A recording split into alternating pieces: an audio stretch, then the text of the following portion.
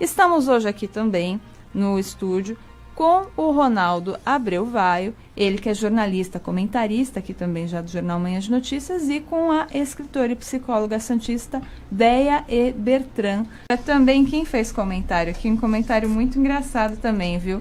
A gente está com uma psicóloga aí no primeiro bloco do Jornal Manhã de Notícias, comentamos que todo mundo precisaria de um psicólogo, fazer psicoterapia, e uma pessoa comentou aqui que se entrasse numa sessão nunca mais sairia, viu? Ficaria preso lá para sempre. Então acho que foi o Josildo que comentou. Então bom dia para os nossos ouvintes que estão participando. Vocês devem estar se perguntando por que trouxemos a Déia aqui hoje. Porque a Déia vai lançar um livro, é esse que está aparecendo aqui na live, e a Kelly vai mostrar. O nome desse livro é Amores Invisíveis. Déia, do que fala esse livro e por que você escolheu falar sobre isso? Esse livro fala sobre amores homoafetivos, ou seja, casais homossexuais e de lésbicas com e sem filhos, que têm casamentos longevos, ou seja, mais de 25 anos de conjugalidade. São invisíveis porque, há alguns anos atrás, nós começamos a ter já uma legitimação dos homossexuais, garantia de alguns direitos e tudo mais. Mas esses casais começaram as suas relações lá atrás, né? Hoje eles estão na meia idade, então eles começaram as suas relações quando ainda a homossexualidade era vista como doença. Hoje já não é mais, por isso que não existe cura. Isso já é falado desde o século XIX. Se a homossexualidade não é doença, não pressupõe cura. O que é a homossexualidade? É uma expressão da sexualidade humana como outra qualquer. Nós podemos ser heterossexuais, nós podemos ser bissexuais, nós podemos ser homossexuais, nós podemos ser assexuados, ou seja, não querermos sexo. E aí? Tudo isso faz parte do humano. E até hoje, essa população foi relegada ao esquecimento.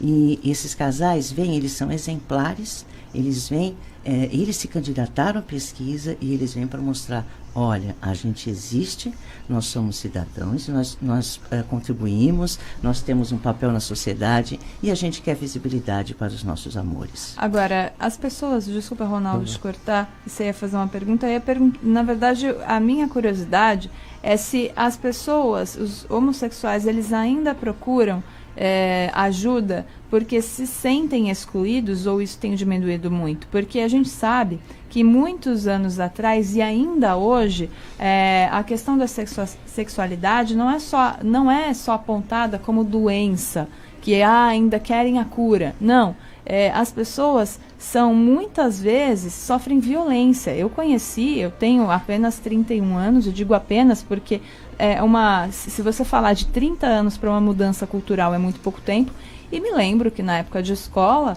tinha jovem homossexual assumido que apanhava e não conseguia completar o ano letivo porque não conseguia ir para a escola, porque na escola apanhava todos os dias. Então era um problema social, um problema educacional, de segurança. Isso ainda acontece e eles ainda sofrem esses olhares? Absolutamente. O Brasil é um país que mais mata LGBT. É uma morte a cada 26 horas, parece que são os índices. Agora, é muito curioso isso, né? Porque a gente cai no feminino, né? E aí a gente cai no feminismo. Porque quem morre são os efeminados, né? E por que os efeminados morrem? Por que o feminino? Por que também se mata tanta mulher, né? Nunca tivemos tantos relatos de mortes violentas em todas as camadas sociais. Quer dizer, o que acontece com esses homens, né? O que acontece com a sociedade que tem tanta dificuldade de entender o diferente, né? Claro, o diferente, né? Sempre assusta. Sempre assusta. Hoje em dia nós temos, por exemplo, várias pessoas que se colocam como não binárias. O que é o não binário? Ele não é nem masculino nem é feminino. Ele usa adereços dos dois gêneros, né? Então é um cara que tá com saia, mas de repente ele tem uma barba super viril, aí ele tem um batom vermelho, ele mistura as coisas. Então as pessoas não sabem como é que eu chamo ele, como é que eu faço. Então o estranho sempre causa algum tumulto dentro da gente, né?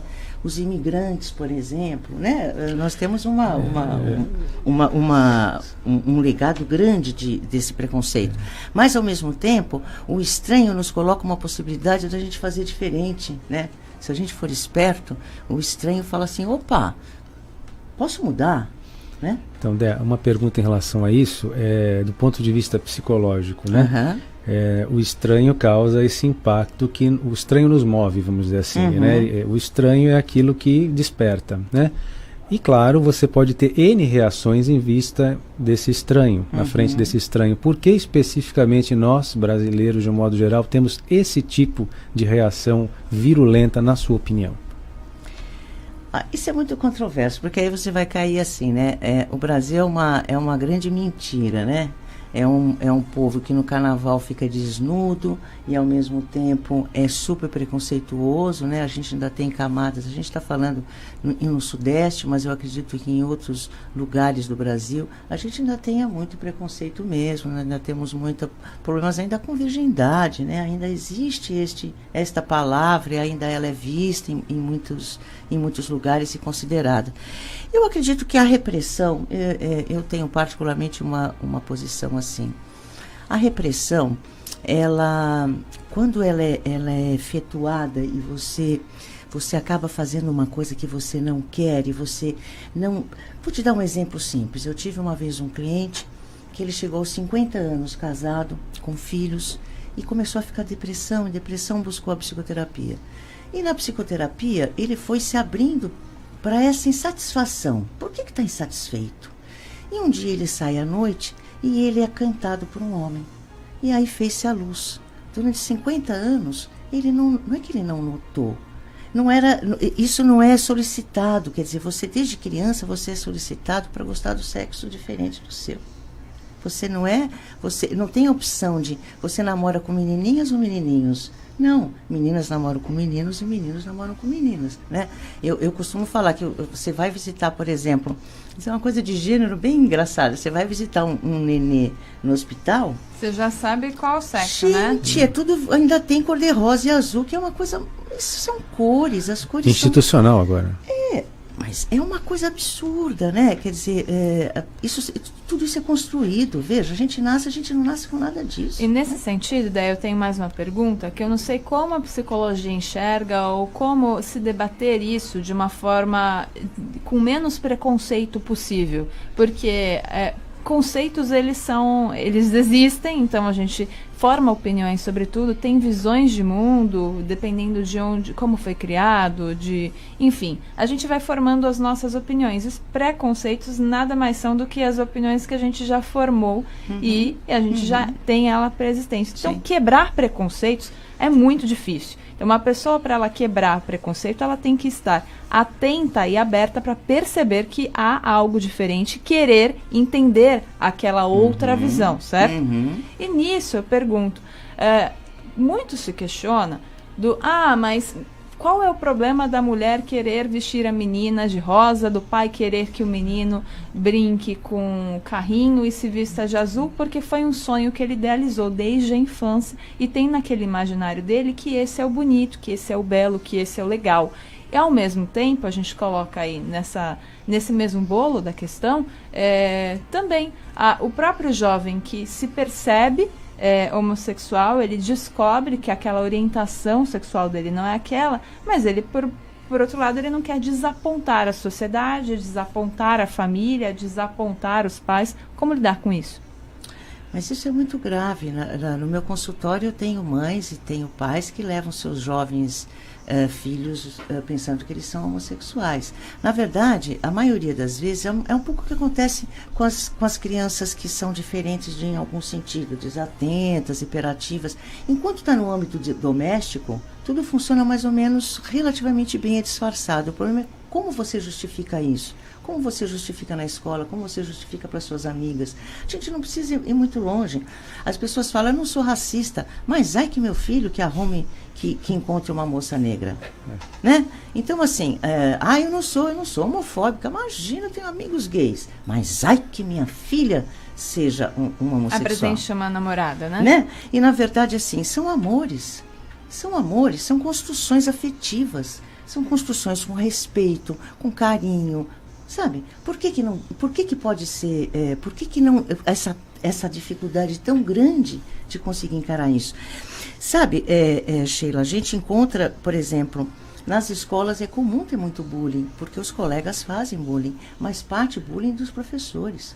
Na própria psicologia, nós temos uma infinidade de psicólogos e psicólogas absolutamente homofóbicos. Existem teorias que são teorias bastante homofóbicas, né?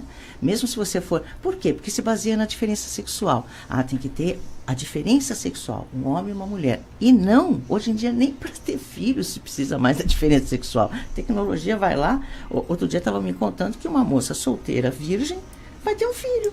Foi lá. Mas não é a primeira vez, né? Não é? Na história. Pela tecnologia, ela vai ser mãe sem nunca ter tido uma relação amorosa. Aí eu acho mais grave. Porque a pessoa nunca passou por um amor, nunca passou por uma relação, ela nunca teve namorado, ela nunca teve nada e vai ser mãe. O que ela vai ensinar? E ela quer um filho homem. O que ela vai ensinar para esse filho homem? Então, assim, e essas coisas eu acho que são assuntos muito mais graves do que um casal que está junto há 40 anos. Tem um casal, por exemplo, de 2 mulheres que está junto há 40 anos.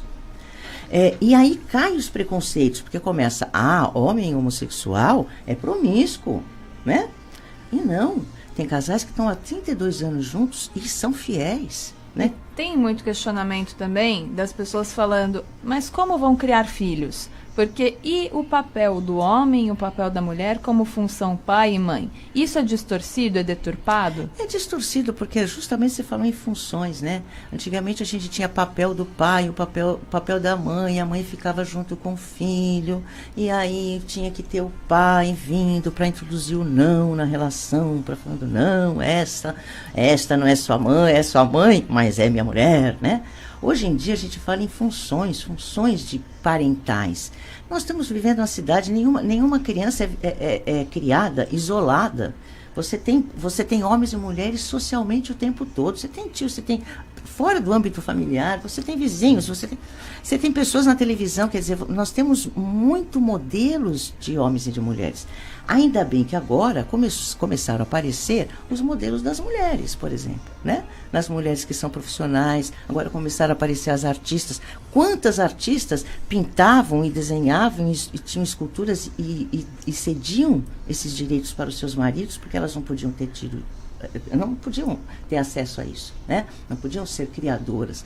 Então, assim, a gente tem que enfrentar o preconceito. E eu acho que o preconceito se enfrenta com conhecimento. Para mim, preconceito, Sheila, é sinônimo de ignorância. Enquanto a gente não sabe, a gente diz, lembra dos índios, o que vinha do céu, né? Enquanto a gente não sabe o processo das coisas, por isso que o aprendizado é importante. Você acha que tem uma relação estreita entre homofobia e misoginia? Sim. Porque é o feminino que se pega. As mulheres que são mais masculinas, elas passam mais desapercebidas. Porque o masculino é valorizado. Elas viram brother, né? É como se fosse uma traição. Você está traindo. É o mariquinha, é o filho. Mas esse meu filho aí é mariquinha, fica chorando. Até hoje os homens têm dificuldade de chorar, gente. Para com isso, né? Muito se questiona também, assim como a gente falou do carnaval, que as pessoas mostram o corpo, muito se questiona também do muito. Quando se fala de feminismo, é bom, mas o problema é o extremismo do feminismo, que aí impõe que a mulher tem que isso, tem que aquilo, tem que aceitar, e ela deixa de poder para ter que aceitar uma situação ou ser assim ou assado. No caso do homossexualismo, enfim, da identidade e também da preferência sexual, também muito se questiona que está se forçando a dizer que é assim e é o certo, como se fosse não normal, mas vocês vão ter que engolir, a gente vai ter que mostrar, vai ter que auto se afirmar, e tem muita gente questionando essa inversão, que eles chamam de inversão de valores, para falar que não é assim, eu tenho direito que meu filho não vejam 2 homens se beijando, 2 mulheres se beijando na rua, esse exibicionismo é exacerbado. É exacerbado? Mas que exibicionismo? Isso é que eu me pergunto. Então você tem, por exemplo, 4 casais, 3 héteros e um casal homossexual, cujos parceiros vão viajar. voltam no aeroporto. Estão as 3 mulheres perfiladas, esperando seus maridos, e o rapaz esperando seu companheiro. Os 3 casais heterossexuais vão dar um grande beijo na boca. Se os 2 homens forem dar um grande beijo na boca, eles são expulsos. E o afeto é o mesmo, a boca é a mesma, o desejo é o mesmo ou não? Percebe? E eu fico perguntando, que exibicionismo? Eu canso de ver adolescentes quase se comendo em beijos antropofágicos por aí. Porque é isso que acontece. As pessoas, quando estão se apaixonando e são jovens, elas têm libido, elas têm tesão, elas querem mostrar isso. As pessoas... Então choca ainda porque as pessoas não estão acostumadas, para alguns. Claro, como da mesma maneira, se você senta, aparece. Você quer ver como a gente é ridícula? Se aparece um casal que o homem é muito baixinho e a mulher é muito alta, todo mundo olha e fala, nossa, que esquisito. Por que é esquisito? Porque pôs na cabeça que o homem tem que ser o grande para cá. Gente, obrigado, Dé. Para com isso, não é? É uma exigência, eu estava conversando, é uma exigência para o homem também hoje, né? Onde ele se coloca, as mulheres também estão numa exigência muito grande. Eu acho que está uma... veja, eu acho essa época fantástica. Porque o que eu não gostava era viver tudo sob repressão, né? Tudo reprimido, a gente não podia falar de nada. Menina, fecha a perna, anda de saia, põe coque. Até agora, se eu tivesse que pôr coque em algum momento da minha vida, eu ia ser expulsa. Porque eu odeio cabelo preso e odeio coque, né? Então, assim, eu não uso saia, eu não uso vestido, eu odeio usar vestido, eu odeio usar saia, porque eu gosto de ficar com as pernas abertas, eu sou uma pessoa informal, eu sou grande também, eu ocupo muito espaço, então não me cabe, né? Roupa muito apertadinha. E a gente vai vendo a moda, a gente vai vendo, tudo leva a mulher. Eu fico falando, esses sapatos, né, que você tem que pôr o pé num lugar que ele não cabe, e num salto que machuca, porque assim é o bonito. Que bonito! Até hoje você vê ainda na escola meninas de 4, 5 anos, as meninas de sainha, os meninos com um shortão, gostoso, confortável. Não, as meninas sainha, mal acabou de nascer, já tem esse penduricário no cabelo, que é uma coisa insuportável. Então, assim, essas coisas de gênero, eu acho que os pais têm que começar a pensar, comprar boneca, não precisa ter filho, compra boneca, aí muda a roupinha, olha minha bonequinha que está hoje, no Japão já tem robôs, compra robô, aí fica fazendo isso. Porque... O Japão sempre à frente, não né? é? Gente é gente é para brilhar, não é? Não é nem para morrer de fome, nem para morrer de pancada, de preconceito, de gente ignorante que não consegue encarar a sua própria sexualidade. Né? Vai ter um evento de lançamento desse livro. Gostaria que você convidasse, falasse um pouquinho dele, para quem quiser ir. Sim. Amores Invisíveis, Casais Longevos da Diversidade, Déia e Bertrand. Quando vai ser? Então, só para... isso foi uma tese de doutorado, né, que eu defendi no Instituto de Psicologia da USP. Essa tese eu adaptei para um livro. O livro não é uma tese, ele está feito numa linguagem super acessível, conta a história desses 4 casais. Tem pessoas que ficam com... Eu acho tão bacana que... Aí eu fiquei com uma raiva daquele pai, fiquei com uma raiva daquele filho. Eu acho legal porque, embora não seja um livro de ficção, ele tem um pouco de teoria, mas a teoria que eu trago é uma teoria assim, como se apaixona, né? Como é que aconteceu com o movimento gay, o que acontece com essa sociedade. Então, mesmo a psicanálise vincular é colocada de uma maneira muito leve. Até tem, inclusive, eu estou vendo aqui, evolução das normas sobre uniões homoafetivas no Brasil. Ou seja, os projetos de leis que nunca foram votados, Sim. Como tramitou a união estável, que não teve alteração. Então, também tem bastante Porque informação. ainda na Constituição, né, ainda é uma prerrogativa, né? Existe a legitimação, mas ainda não faz parte da Constituição. Então, né? também tem muita informação o livro, muito legal. E aí amanhã, sexta-feira, né, na Realejo, que é uma livraria muito simpática em Santos, eu convidei 3 professores. Eu sou professora da Faculdade de Psicologia, e convidei 3 colegas da universidade para fazer um debate justamente sobre a invisibilidade da conjugalidade homoafetiva ontem, hoje e 3 pontinhos. Porque a gente não sabe o que vai se transformar esse caldeirão brasileiro, né? Os 3 professores o professor Anderson Oliveira de Souza, o Marcelo Ricardo Rosa e a Simone Batista. E a gente vai ser gostoso, porque às 6h30 parece que tem um grupo de chorinho, então começa a dar uma aclimatada, assim, informal. Eu sou uma pessoa informal, eu gosto muito, trabalhei muito com música, então eu adoro chorinho, né? Legal. Depois começa o debate, em sequência ao debate, eu começo começo a autografar os livros. Sensacional. Quantas páginas tem? É pouquinho, não é muito não, é cento e poucas. 117 páginas. É um livro leve, né? Quanto vai custar? Agora você me pegou, acho que é R$42, né? Isso. R$42 lá na Realejo. Então, amanhã, que horas que começa? Começa, o evento do Chorinho começa às 18h30, o debate às 19h30 e a partir das 20 horas, 20h15, eu começo a autografar os livros. Tá certo. Então, aqui, Amores Invisíveis, que a gente está mostrando na live. Vou pedir para Kelly Ribeiro mostrar mais uma vez a capa do livro, que está muito bonita. Parabéns. E assim a gente se despede do Jornal Manhã de Notícias de hoje, agradecendo a presença de vocês. Aliás, deixa eu falar, não sei, tem gente que não sabe onde é a Livraria Realejo, né? Então, Marechal Deodoro, número 2, no Gonzaga, em Santos. É uma livraria que fica ali bem pertinho da Praça da Independência, aquela praça bem grandona, que tem a rotatória ali do Gonzaga, tá bom? Então, na Marechal Deodoro, que é uma das ruas que sai ali daquela rotatória, quase na esquina, por isso no número 2, no Gonzaga. Amanhã você consegue conhecer a Déa pessoalmente, não só pela live, pela Nova FM, e a gente agradece de ter vindo aqui falar antes do lançamento desse livro pra gente. Muito obrigada pela sua participação. Eu que agradeço. Olha, essas possibilidades de espaço que eu acredito que a academia tem que ir para a vida das pessoas, sabe? Enquanto a gente fica lá nos laboratórios, no USP e faculdade, São Judas, enquanto está aí, nós já estamos ainda num âmbito muito restrito. As pessoas precisam saber da ciência, as pessoas precisam saber que isso tudo é conhecimento científico. A gente, para fazer uma tese dessa, a gente leva anos, são milhões de estudos que a gente faz para transformar numa coisa simples, né?